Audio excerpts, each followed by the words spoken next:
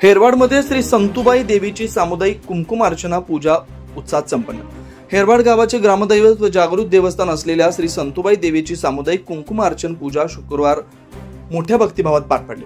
नवरात्रोत्सवाच्या निमित्तानं आयोजित या विशेष पूजेत गावातील महिलांनी मोठ्या संख्येने सहभाग नोंदवला। सकाळी ठीक 9 वाजता श्री संतुबाई मंदिरात देवीच्या नामजपानं विधीची सुरुवात झाली।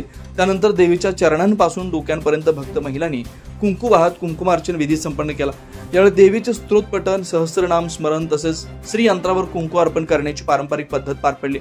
अखेरीस देवीला कुंकूने स्नान घालून पूजा पूर्णत्वास गेली।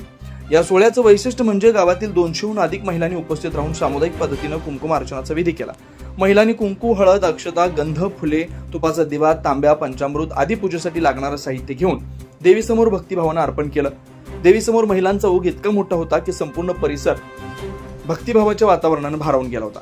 कुंकुमार्चन पूजेचे धार्मिक व सांस्कृतिक महत्त्व अधोरेखित करत मंडळाच्या पदाधिकाऱ्यांनी सांगितलं की लाल रंग शक्तीचा प्रतीक आहे। नवरात्री काळात विशेषतः अष्टमी व नवमीला हा विधी केल्यानं घरातील नकारात्मकता दूर होऊन सकारात्मक ऊर्जा वाढते अशी श्रद्धा आहे। कार्यसिद्धी, गृहशांती आणि इच्छापूर्तीसाठी महिलांनी विशेष भक्तिभावाने या विधीत सहभाग घेतला।